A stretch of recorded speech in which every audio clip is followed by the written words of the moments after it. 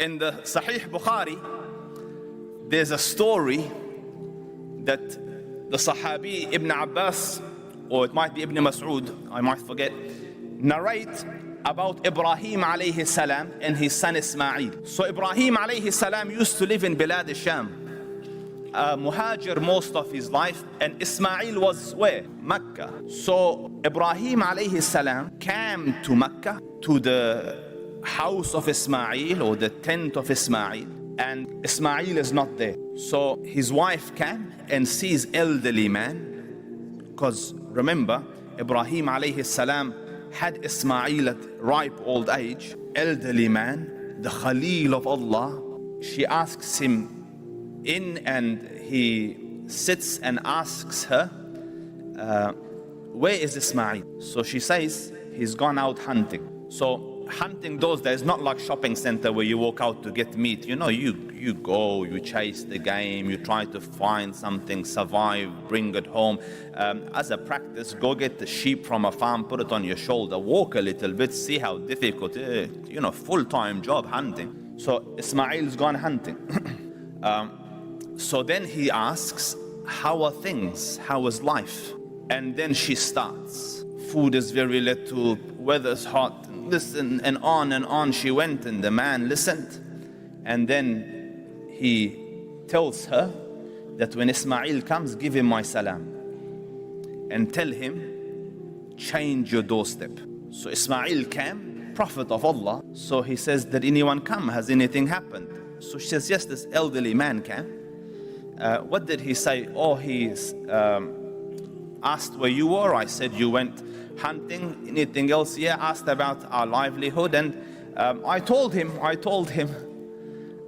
And then did he say anything? Yes, he told me to tell you to change your doorstep. So he said, that is my father, the Khalil of Allah, and you're my doorstep.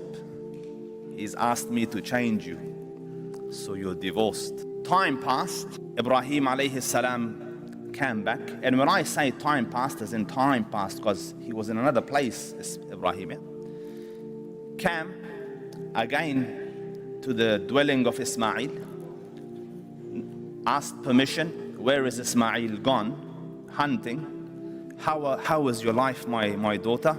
Alhamdulillah, we have meat and we have water.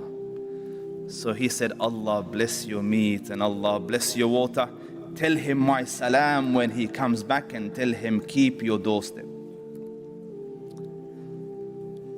From this progeny, the Rasul of Allah comes.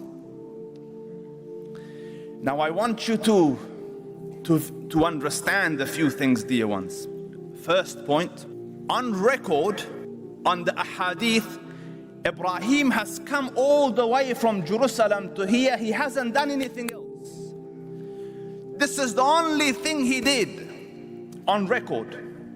And Ibrahim is under the command of Allah, and prophets don't do things ad hoc. وَمَا يَنْطِقُ عَنِ الْهَوَى. They don't even speak of their own desires. So Allah Rabbul Izzah has sent him here to go look at this situation, and this is his input. So first lesson, dear ones, the workers of Allah are many. Prophets, birds, creation, men, jinn, ins. The master of everything is Allah Rabbul Izzah. Sometimes Allah Rabbul Izzah sends from his junood someone into your life to pull something out of your life. You with me? Because he came, and this is his only instruction. So when sometimes when some people and some things leave your life, have the wisdom to understand that the master of creation wanted this, and secretly in your heart say Alhamdulillah. Because maybe from this relationship, this union, this gathering, a prophet wasn't destined to come, so you have to change so that a prophet could come.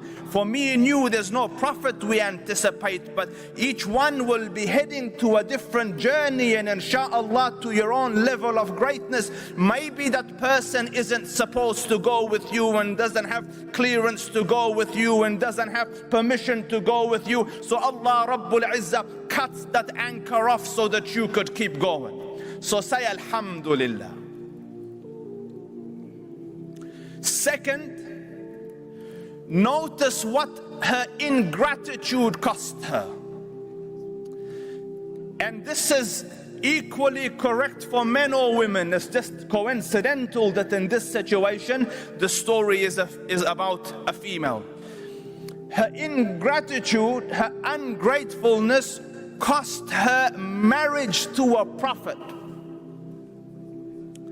Like, dear ones, in the scale of greatness, you will not marry better than a prophet. Like, أين النور السهى من شمس الضحى? Like, how do you compare the light of a candle with the blazing sun? You know, prophets of God. By verses, the best of creation. Like, this is not your girlfriend saying, no honey, he's no good. Allah is saying he is good. انتهى الموضوع بصراحة كده يعني. So the best man, and she lost him because of his ingratitude. Remember when I told you, if you're grateful, Allah will increase it. If you're ungrateful, Allah will take it. So Allah took it. Time's just finished. So dear ones, it's been a joy standing in front of you. There's a lot to talk about, but Salah is here. And I ask you this with a lot of humility. Keep your brother in your dua.